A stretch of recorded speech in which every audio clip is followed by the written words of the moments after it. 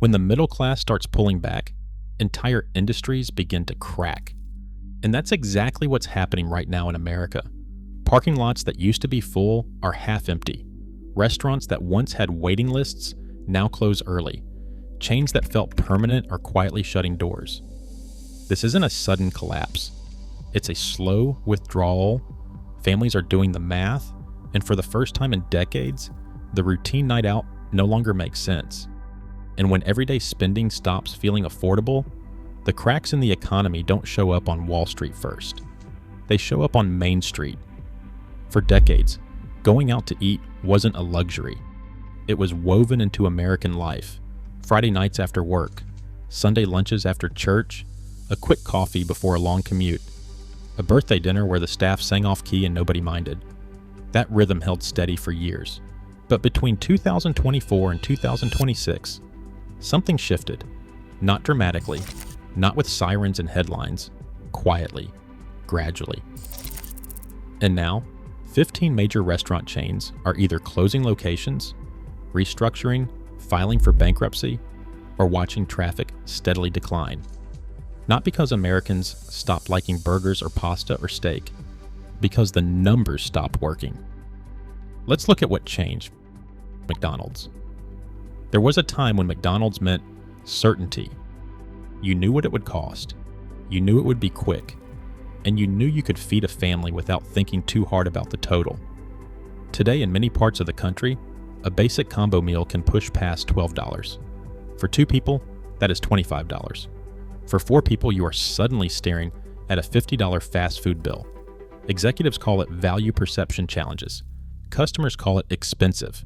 Even with digital kiosks, app discounts, and remodeled interiors, same-store sales have softened in key quarters.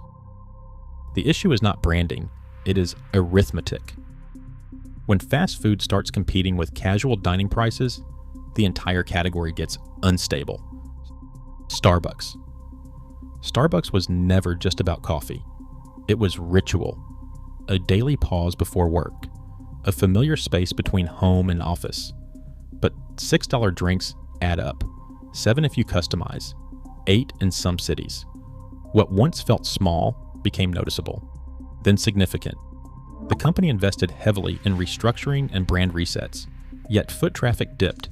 When customers begin calculating the annual cost of their habits, the third place becomes an occasional stop. Coffee did not disappear. The impulse purchase did. Chipotle built its identity on being different. Real ingredients, generous portions, a smarter fast food alternative. For years, growth was steady. Then bowls crossed into the $14 to $16 range. Add-ons multiplied.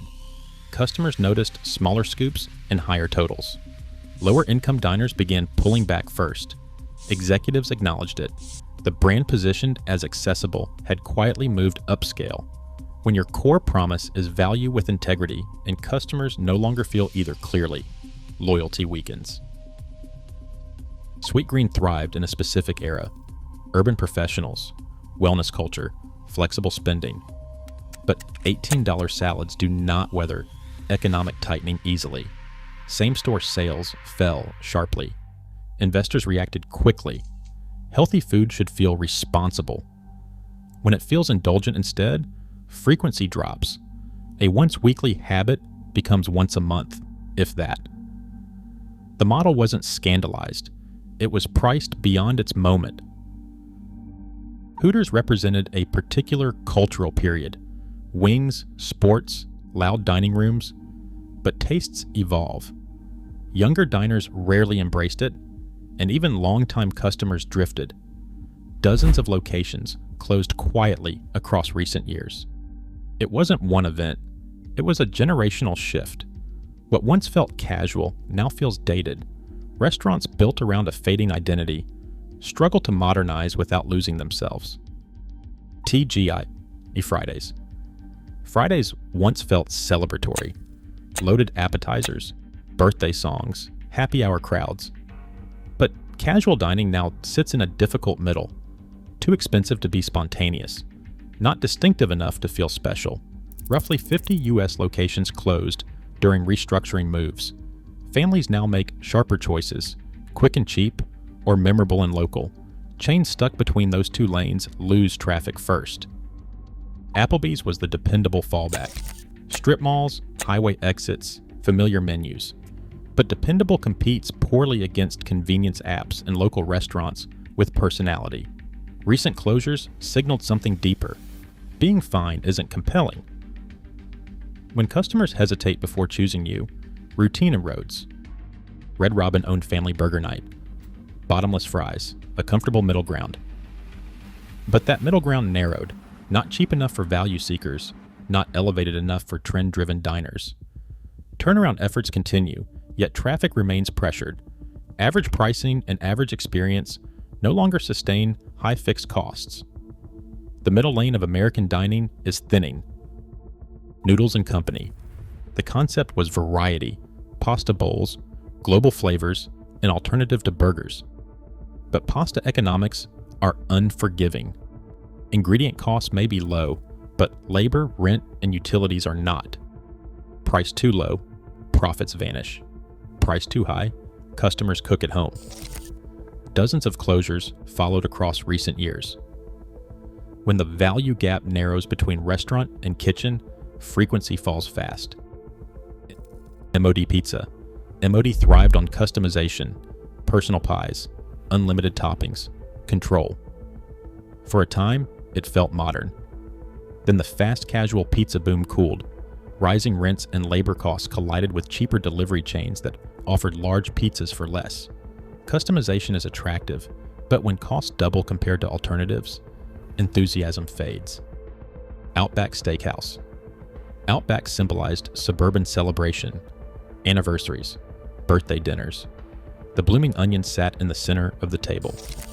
In early 2024, parent company Bloomin' Brands announced 41 closures across its portfolio, many tied to Outback. Beef prices rose, labor costs climbed. But more importantly, a $150 family steak night no longer feels casual. It feels reserved for rare occasions. When frequency drops, scale becomes expensive. KFC. Chicken demand is strong nationwide. Competitors are expanding rapidly, yet KFC's U.S. same-store sales declined during key periods. The issue was not category demand, it was execution.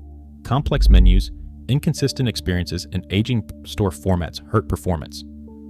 Legacy recognition does not guarantee modern relevance, especially when focused competitors streamline and simplify. Boston Market once operated over 1,100 locations. It promised rotisserie chicken without the effort. By late 2024, only a small fraction remained. There were lawsuits, unpaid rent, supplier disputes, and locked doors. Grocery stores now sell comparable rotisserie chickens at lower prices. Convenience shifted elsewhere. Without adaptation, the concept unraveled. Boston Market didn't gradually fade. It imploded. Red Lobster. In 2024, Red Lobster filed for Chapter 11 bankruptcy and closed 93 locations. Court filings revealed over $1 billion in liabilities. Promotions like endless shrimp-strained margins. Rising costs added pressure. Debt magnified everything. Affordable celebration became unsustainable. When a financial structure weakens, one miscalculation can accelerate collapse. Cracker Barrel. Cracker Barrel blends dining with nostalgia. Road trips, rocking chairs, country breakfasts. A major modernization effort attempted to attract younger customers. A redesigned logo sparked backlash. Within days, the company reversed course. The message was clear: you cannot remove identity from a brand built on memory. Modernization without alignment alienates the core audience. Here's what ties all 15 together. They did not fail overnight. They failed gradually through pricing decisions, strategic miscalculations, debt expansion, or drifting identity. For decades, middle-class spending fueled these dining rooms. When wages stagnate and costs rise, households reassess. The first thing to go is not groceries. It is frequency. One fewer coffee per week, one fewer Friday dinner out, one birthday move to the kitchen table. Individually, those choices feel small. Collectively, they reshape entire industries. And that is what we are witnessing, not a dramatic collapse, a withdrawal. When the middle class pulls back, parking lots empty first. Then shifts get cut. Then locations close. Then restructuring headlines follow. This is not about blame. It is about math. When was the last time eating out felt easy, not calculated? Which of these restaurants did you quietly stop visiting? And what was the moment you realized the routine had changed? I would genuinely like to know your experience. Share it in the comments. Thank you for watching. If this breakdown helped you understand why everyday dining feels different now, your perspective matters here. And if you want to keep exploring how daily life in America has gradually shifted over the years, from retail to wages to the cost of living, subscribing is truly appreciated. It helps this channel continue examining the long-term economic changes shaping ordinary families. I will see you in the next video.